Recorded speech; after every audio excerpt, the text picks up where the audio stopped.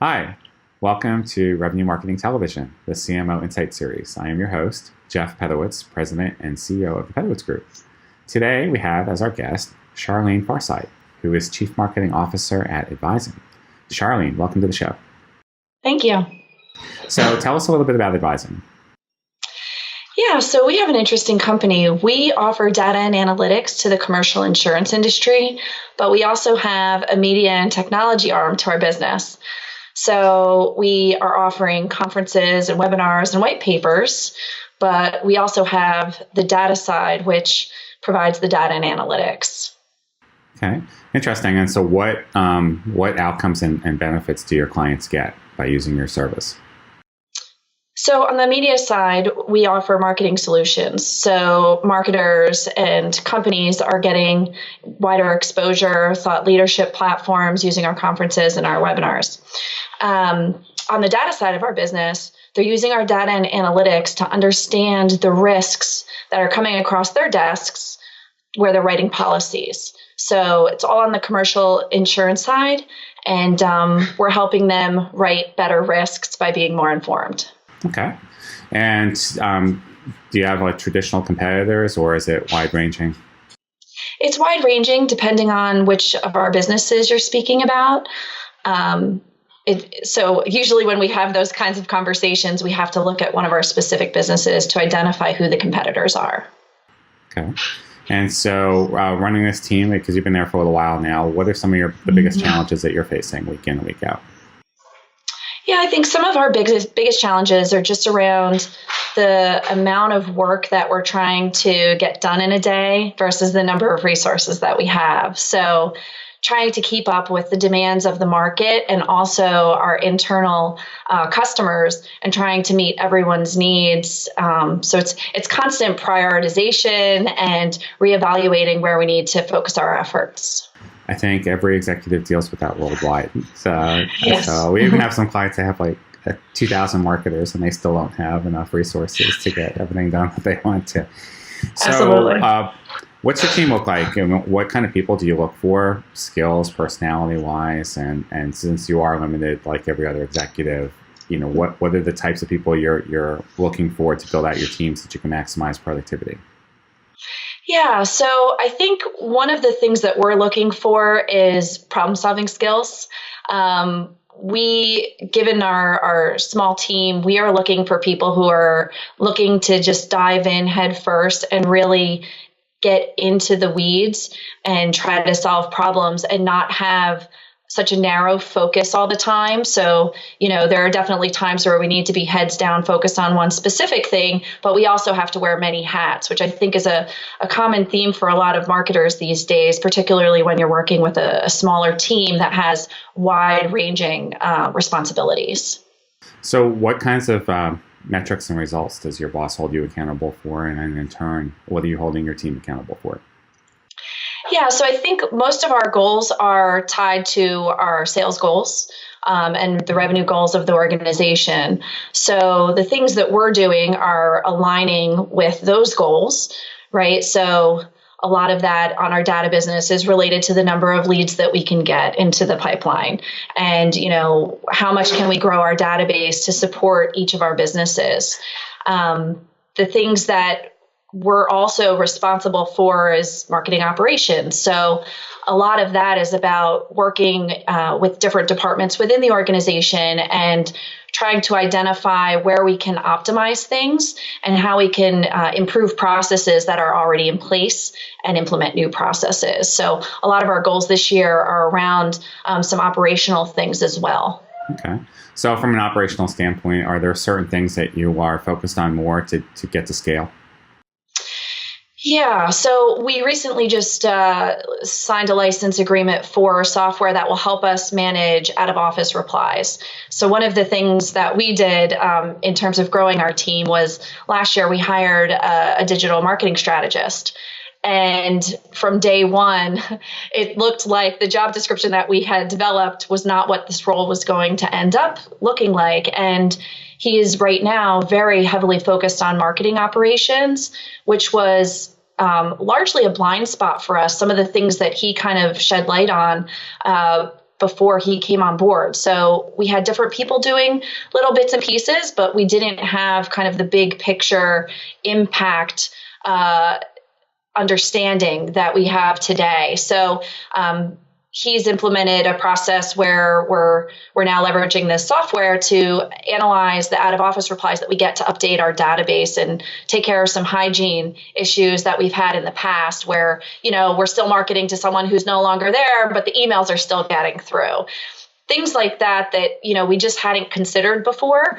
And we had a team manually going through this process. So if anyone's done this manually before, you're getting thousands of bounce back messages. To have somebody actually go through those to update your database is extremely time consuming. So to be able to have software that's actually going through the emails and doing that for us is a huge help. And just helps us keep our data cleaner. You had mentioned marketing operations a couple times, so I was just curious, what does that mean to you in your business? What are some of the functional roles and responsibilities of that team? Yeah, so for us, a lot of it has to do with our marketing technology, like our CRM, our marketing automation, and making sure that the foundation of what we are leveraging as marketers is running smoothly. So, if we have a problem with our CRM or with our marketing automation or something's not running properly or optimally, we're going to see the effects of that throughout the business. Because, if marketing's having the problem, then that means sales is having the problem. If sales is having the problem, then the company has a big problem. So we're able to leverage that technology and really focus on fine tuning some of that so that we can perform the best we can as a small team. Okay. And then I think you were going to add something else before I asked that last question. Oh, yeah. So one of the things that we're excited about this that we're using is not only is it looking at and updating people's information, but it also allows us to build out some really cool workflows within our marketing automation platform. And it's giving us information that we wouldn't have necessarily had and something that we wouldn't have been able to act on without a lot of manual work. So I think, as marketers are working with some pretty lean teams, being able to leverage the technology that can do the heavy lifting and give you some critical insights is just really critical. So from a technology standpoint, what are some of the things that you're investing in? Our biggest investment is marketing automation and our CRM. Marketing has just recently taken ownership of our CRM. So that has been that was a big, huge win. Yeah. Well, and it's interesting because, the conversations typically say, they go like this. Sales has to use the CRM. Sales doesn't want to use the CRM. And marketing says, but sales needs to use the CRM. Otherwise, we can't do what we need to do. And so by us having ownership of the CRM, we're able to work more closely with sales to help build out the specs based on what they really need, and then working with other people within the organization to meet their needs as well. So I think it's definitely helpful to have it under marketing so that we can help drive that and make sure that it's integrated with the other technologies that we're leveraging. Okay, so Charlene, you mentioned CRM and marketing automation. Are there any other technologies that you're investing in? Yes, so we're using a news monitoring service so that we can share our news mentions with our client executives and our sales team so that they know what's going on with our key strategic accounts. And we also are leveraging SiftRock to sort through our out-of-office replies and take action on those items as well. Okay. So I know you said you're lean on resources. I was curious about how much of your marketing is spent acquisition, getting new customers versus lifecycle marketing to your existing customers. Is there a breakdown? Yes. So the majority of our efforts are based on acquisition. And I would say it's probably about 70-30 currently. We're leveraging technology to do some of that lifecycle management. So we're using automation. We're trying to focus on client intimacy, just as an organization. So particularly around our key strategic accounts, we want to have that personal touch from our CX team, but they can't possibly get to all of them every day. So we're leveraging some technology to do things like, I saw that you haven't logged into the system in a while. Did you know that you can do X, Y, and Z, which helps the CX team, but it also makes the renewal conversations much easier. So it's great when we can think of ideas that will help our team further the client intimacy without having to take the day-to-day time out to do so. That's great. So I'm just curious, you're a busy executive. How do you stay current, with marketing trends, business trends? Are there certain places you go to, conferences or people that you network? I mean, what's your strategy? Yeah, so I think HubSpot has been a great resource for us. Our business is a software business and on the data and analytics side. And when you think about a winning content marketing strategy, HubSpot always comes to mind because I didn't even know that HubSpot offered automation. I always went to them for news and their blog posts and just the research that they're putting out. And then when we were evaluating platforms, obviously we were checking them out when we found out that they actually offer automation as well. So I think HubSpot has been really helpful for us. We're now a customer, and we attend Inbound as a team. This will be the first year that our entire team is going to attend Inbound in Boston this year.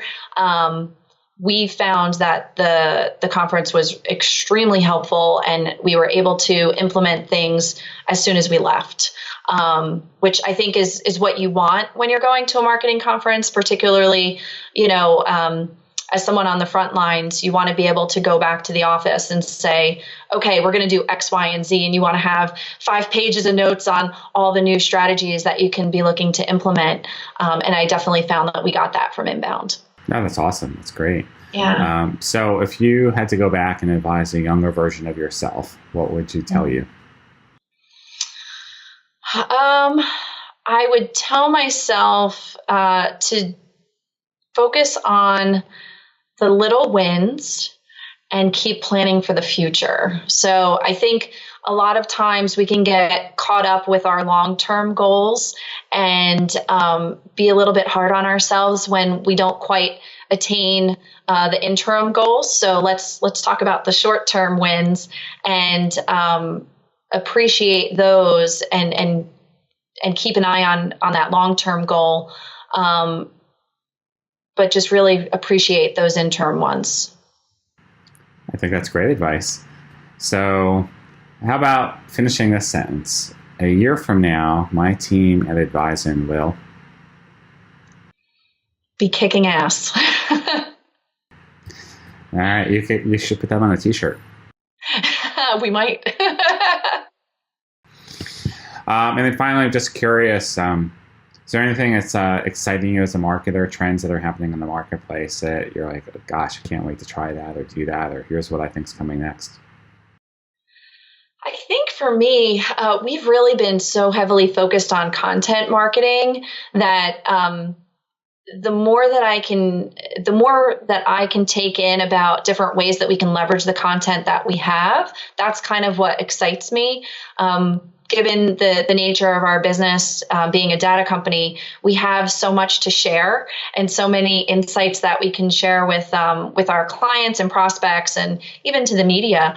And so when I hear clever ways that we can get that content out, I think that's really what excites me, because that is the one thing we have plenty of is content. That's awesome. Well, really great story. Love to see all the success you're having. Charlene, thank you so much for being on the show today. Thank you.